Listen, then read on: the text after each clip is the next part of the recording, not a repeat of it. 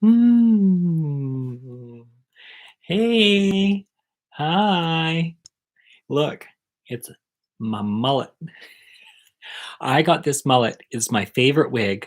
I got this mullet from my friend who had cancer as a teenager, and her aunt, I think, bought her these wigs. And she gave me some of them.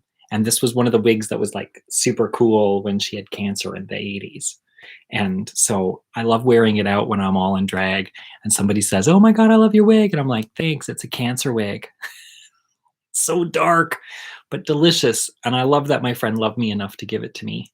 Sweet. Anyways, it's one of my favorites because here's the exciting thing. I'm telling, oh, well, here's Have I Told You the One About? Welcome back to the show. And tonight it's my first boy kiss. So I wore my mullet because, are you ready for this? Here's Michael V. Smith with hair. This was my actual haircut in my grade 11 bus pass. Look at that. Right? Right? Eh? Eh? Huh? Crazy. I know, me with hair. Anyways, so this is a story about that kid. And so I thought I would wear my mullet tonight on behalf of him. So this story takes place in Cornwall, Ontario, my small town. It's the 46,000 people, the last city on the 401 highway following the St. Lawrence River on your way to Montreal. And it's about an hour from Montreal and it's an hour from Ottawa. Tiny little blue collar redneck town. Less blue collar now because it's turning into a bedroom community slowly, but redneck town. One of my friends who grew up there, her mom taught me high school English, Maggie. I was hanging out with her in Vancouver one day, and she had a friend who was there, and her friend had red glasses, and she was from Cornwall, and so it was this little meeting of Cornwall people. And I was like, "How is it being home?" And she was like, "Okay, but when I was there, because she had just had a visit. When I was there, I was walking down the street, and it was like everybody was looking at me because I had red glasses." And I was like, "Last year, I was there with a red hat, and everybody looked at me because I had a red hat." People drive down the street and they look at you like this. They're like, I'm surprised there aren't more accidents. People always look over their shoulders watching you as they pass by. They'll slow down so they can watch you better. Cornwall's was a small place for somebody as gay as me. I think it's a lot nicer now.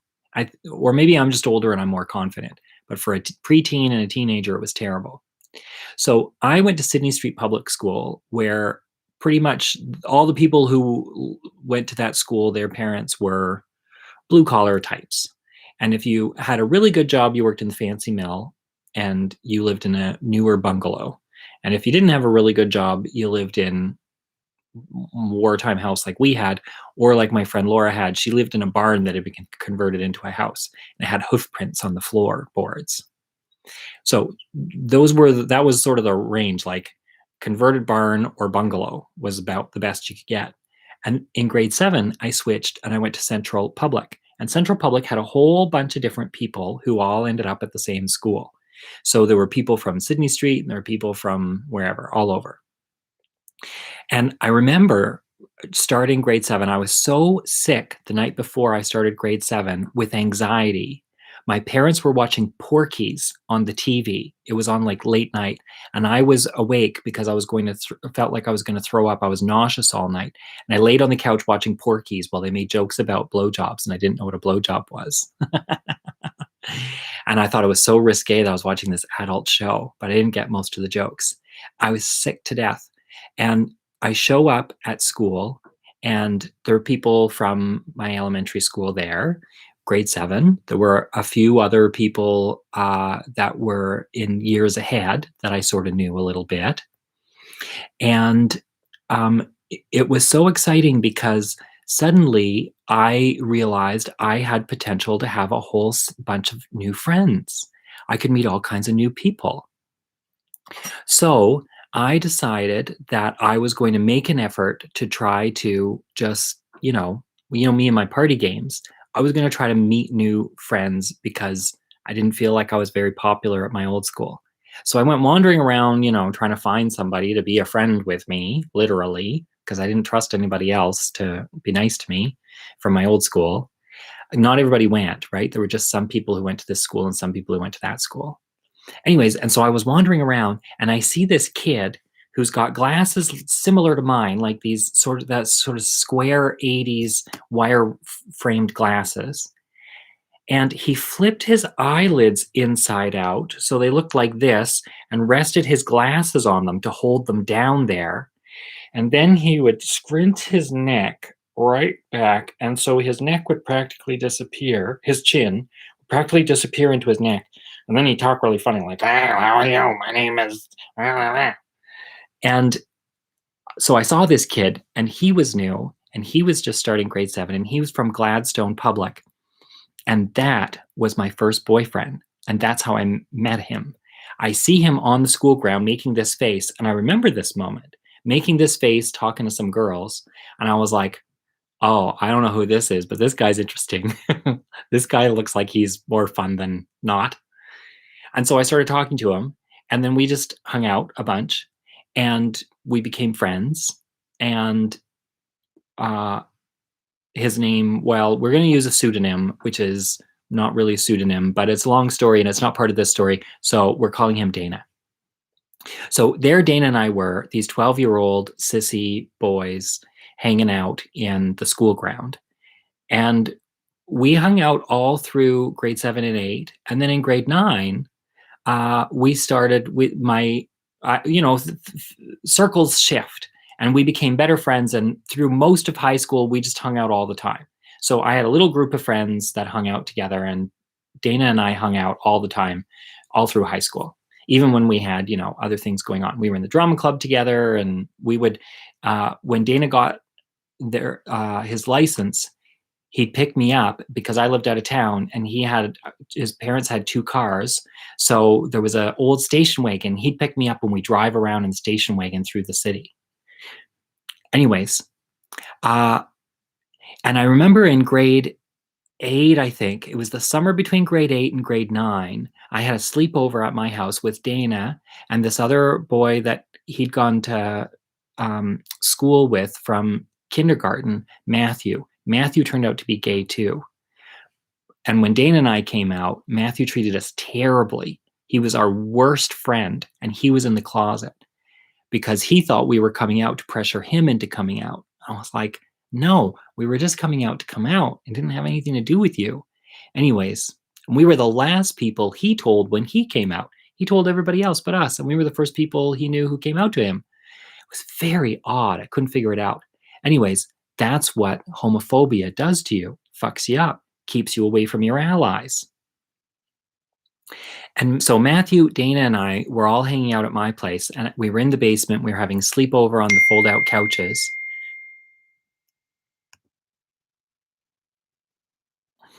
Somebody's sending me a message. That's funny. Asking me if everything's okay.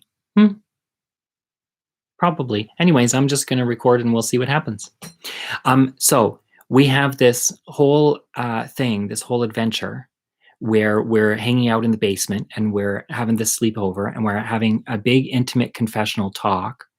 And all of a sudden, one of us says, well, I don't know, says, well, I could imagine in the future dating a guy. I could date a guy or a girl. I couldn't get married to a girl. But I could date a girl. I could date a guy. I couldn't get married to a guy, but I could date a guy. I could imagine having sex with a guy. And I'd never heard anybody say anything like that again. So I said something similar. And I can't remember who said it first. Probably Dana, because it wouldn't have been Matthew. But then Matthew, we all agreed that we could imagine ourselves having this relationship, like a sexual relationship with a guy. And we were in grade 8. Going into grade 9. So we would have been 8, 13, maybe 14. It was amazing. Anyways, so all through high school, Dana and I have this habit of driving around town, telling stories, talking about whatever shit was going on. And in grade 12, Dana was in a band and broke up with and was dating one of the girls in the band, the lead singer, and she had a kid. And Dana was, grade 12, she'd have been 17. So she's 17 dating this 20-year-old, 21-year-old who had a kid young and has this kid, and it was so adult. And I remember when they were breaking up, Dana and I were getting closer and closer, and it was pretty obvious that we were maybe gay. And then we end up hanging out pretty much exclusively. Like we sort of just stopped having our other friends just wouldn't hang out with us as much, or I guess a lot of times we would hang out and then we drop people off. That's what it was.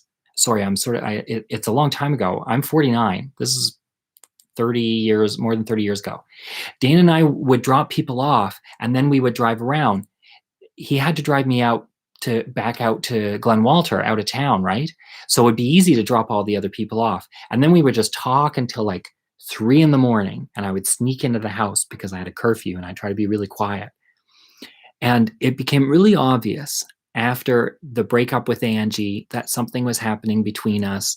And it was pretty clear that, you know, we had another friend that we knew since I knew since grade 5, and Dana knew since grade 7, who had come out of the closet. And we talked about, you know, how that was possible. Like we could imagine that having that kind of relationship. So, and we were the only two people we told that to at that age. Like we never talked about it again from grade 8 till grade 11. And then grade 12. And so then Dana would get these migraines, and we'd be in the car by ourselves, and Dana would have a migraine.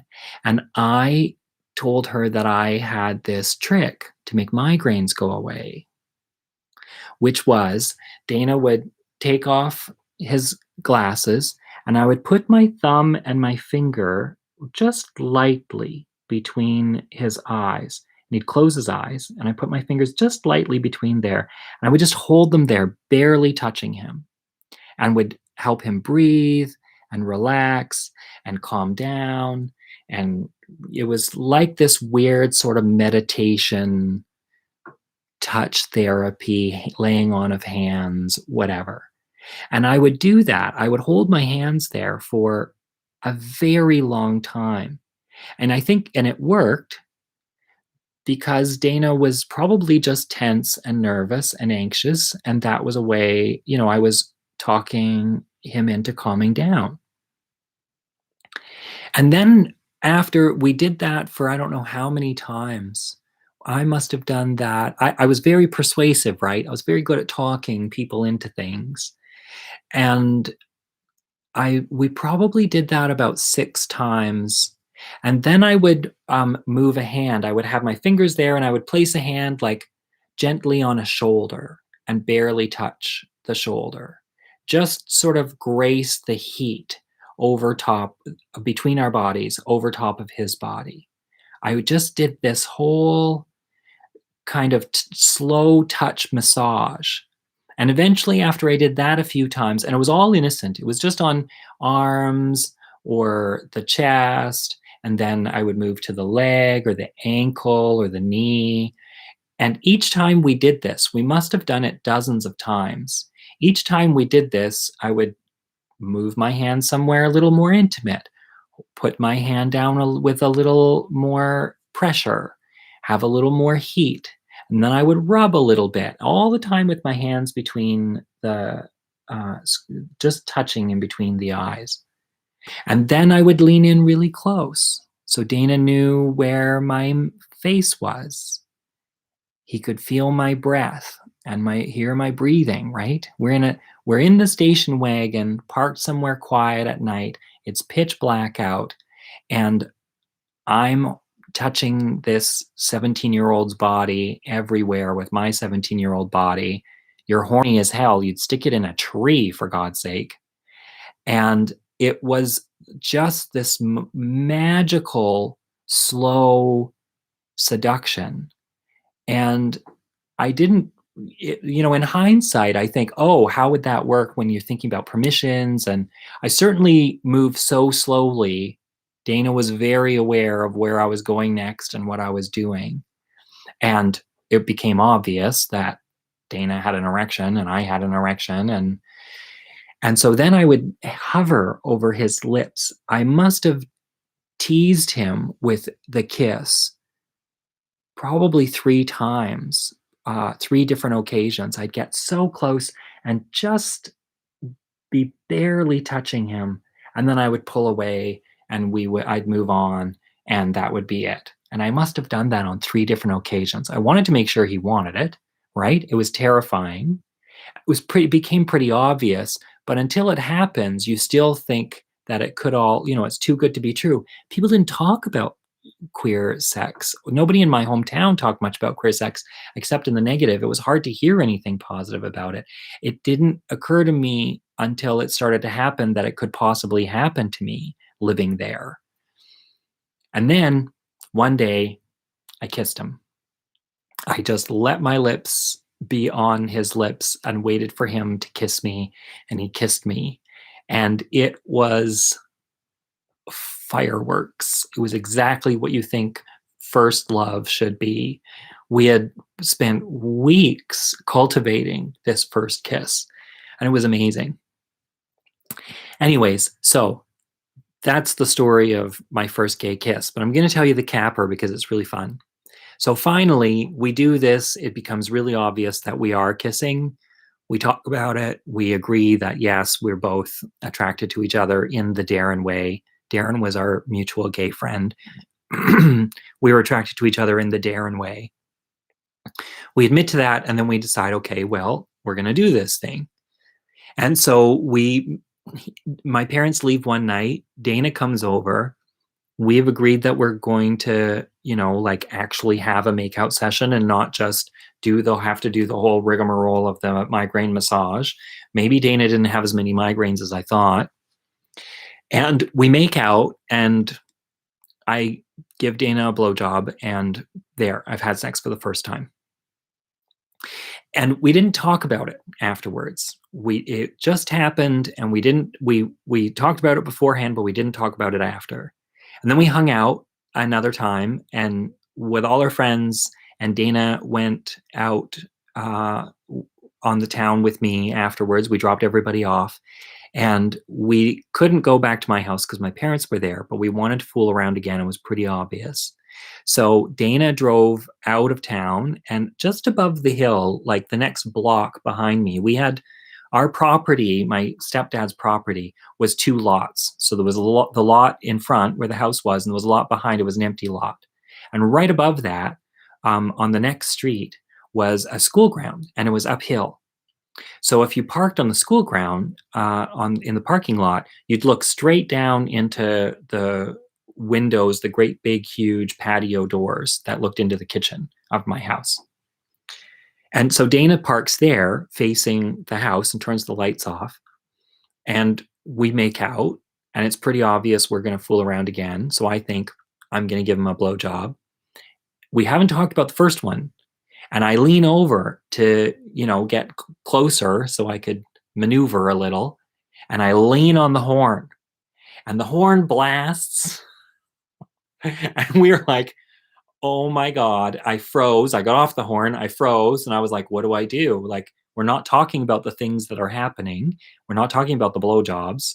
So do I lean in again? I was like, just lean in again. Like, just let it happen and see what's. And so I lean in again and I lean on the horn a second time. Jesus H. Christ Almighty, who is that stupid? Yours truly. Anyways, and then we both laughed, and then I did a much better job of making a silent blowjob. So that is my first boy kiss from this guy. Oh my God, when I was this guy. Crazy. Okay, here we go. Look, there you are. That concludes today's Have I Told You the One About. You can send me your own stories about your first gay kisses at michaelbsmith.com or tweet them out. You can tweet something to me. I'm going to draw my story from the magic story bag. There aren't very many left in here. Oh, this one is my most recent story.